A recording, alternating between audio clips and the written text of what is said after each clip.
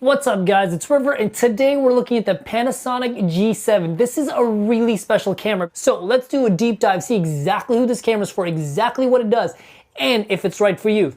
Let's get into it. So first things first, let's talk about specs. What makes this camera really interesting is the fact that it has a micro four thirds sensor. Now a micro four thirds sensor is a slightly smaller sensor than your regular APS-C size sensor. A regular APS-C size sensor would be like 24 megapixel sensor, and this is a 16 megapixel sensor. But those 8 megapixels, I promise you will not notice it. It has an ISO range all the way from 100 to 25,600. However, I think this camera looks best at 3200 or 6400, and despite it being a smaller sensor, it is still very, very good in low light. For video, it still does all the way from 24 to 60 FPS, and yes, this is my favorite part, it does in-body 4K. Usually, with cameras this small or this affordable, you have to get 4K by plugging into an external recorder, but this thing does internal 4K at 100 megabits per second.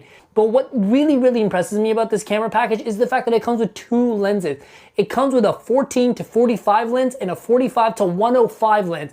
With those two lenses, you have everything covered. You literally, if you're a beginner filmmaker, you don't need other lenses. You can totally have all of your focal lengths covered. You will never want a wider lens or a closer lens. Those lenses really cover everything. That is an absolute steal.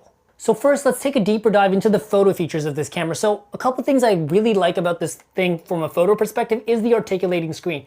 If you're a photographer, this is a very, very handy thing to have, and it just makes your job that much easier. It also has a viewing eyepiece, which is pretty dang decent, and it is really nice to actually be able to switch between the eyepiece and the screen with a small button on the side. It comes with a built-in flash, so if you're someone that's doing street photography, that's also really nice.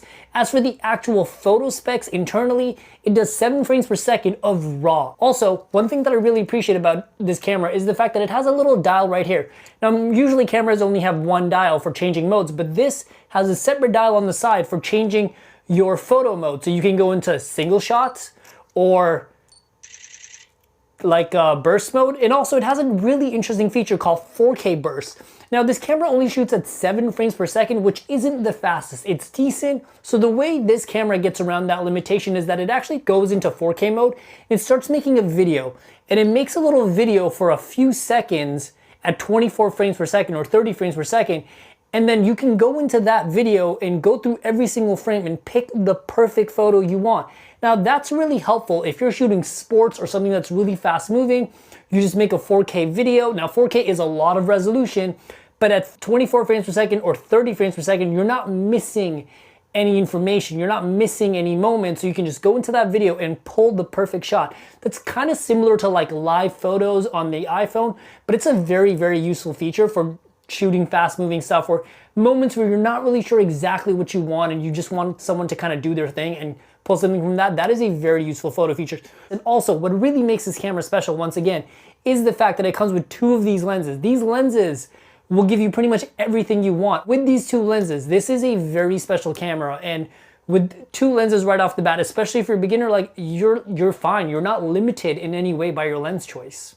Next, let's talk about video in this camera, because I think video is really where this camera shines. Despite having only a 16 megapixel sensor, you still get full HD and internal 4K at 100 megabits per second. Plus, what really makes this camera special is the fact it has built-in cinema looks. What cinema looks are basically color profiles that you shoot on so that you have more room to grade and play around with the image after you're done shooting. This allows you to have more dynamic range, more options for how you want the color grading to look, and it really just lends to an overall more professional look, where cameras on this end just generally have a flat standard color look that you kind of have to play with, but this gives you way more flexibility in the look that you want to get out of your camera. And also overall, the colors in this camera, the color science overall is very pleasing to the eye. I really like the way the skin looks. I really like the highlight roll off on the face. Basically the highlight roll off is the smooth highlight points on faces in the sky. When it goes from dark to white, it's very smooth and flattering. This really lends to a very cinematic look, and I was very, very impressed with this camera. Next, let's talk about autofocus. This does have very fast and reliable autofocus. If you point it at something, it catches autofocus really quick. and it's there. It's sharp and it's focused and it's fast. That's something that I really, really like about it. The face tracking in this camera is very good. Face tracking as a technology overall is very advanced, and there's pretty much nothing on the planet that doesn't do good face tracking. If you're a YouTuber and you know that 80% of the time this camera is gonna be either staring at your face or someone else's face in frame, then you will be just fine because this camera is very, very good at tracking faces. Next, let's talk about stabilization. So with this camera, the stabilization is actually built into the lens. And with most lens stabilization systems, it's pretty limited because it's cramped into such a small space. But I think with this camera, it does a pretty decent job. If you're a vlogger, a documentary person, or just shoots running gun stuff, it's gonna do a pretty decent job for you. Next, let's talk about ISO and low light performance. I was really surprised that this camera had really good low light performance despite having a smaller sensor. Obviously, the bigger your sensor, the more light you can capture on your sensor and the better it is in low light. So despite being a smaller sensor, this camera has really good ISO performance. For photos, I'd recommend shooting this camera anywhere between 6400, 8000, and you will be just fine. If you do need to shoot that high, don't be too afraid. This camera's pretty decent for photos in low light. For video, the max ISO in video is 6400. Next, let's talk about the way this camera is designed and built. I'm absolutely in love with how they designed this camera. It has a button for pretty much every important setting. There's a button for ISO, focus modes, white balance. There's literally 5 different function buttons that you can program to do anything you want. There's literally a little flip up dial for different focus modes. There's a dial on this side for different photo modes, a dial for like different video modes or like overall modes. There's a dial for shutter and aperture back here. Like literally every single thing you need to change, they have a button for it. And I find myself never having to go into the menus to change things on this camera. Everything's just laid out for me for a button, and there's even like a dedicated record button, a dedicated photo button. This thing is absolutely masterful in how they designed it, and the build quality is very, very good. It feels very solid in my hands. The hinges are like tight. The buttons are nice and clicky. I was super surprised. If I could score this camera out of 10, I'd give it a 15. It's very, very well designed. Since we're on the topic of design, one thing that I want to point out, most cameras, when they have a mic jack right here, the articulating screen tends to hit that mic jack, but they've actually placed that mic jack at the perfect distance that it will not hit your articulating screen. That's one of the things that I really look for in a camera that's well designed, and this camera does not let you down. And the audio situation with this camera is pretty ideal. As I previously mentioned, the mic and the articulating screen are perfect distance apart. The internal audio in this camera, I was really surprised.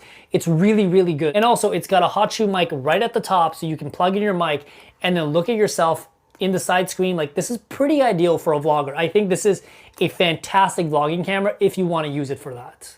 And just overall, like audio situation, I honestly can't really find anything wrong with it. Audio, 10 out of 10. Overall, I think this is a very, very solid camera. I'd really recommend this to anybody that's a content creator. If you make YouTube videos, short films, music videos, travel videos, this camera's fantastic. Also, a quick side note, I was really impressed by the battery in this camera. It lasted me for 2 days, and I've been shooting on this thing constantly. Really impressed with the battery. I would recommend picking up a second or third battery just because it's good to be safe, but honestly, I was really impressed with the battery performance in this camera. Until next time, guys.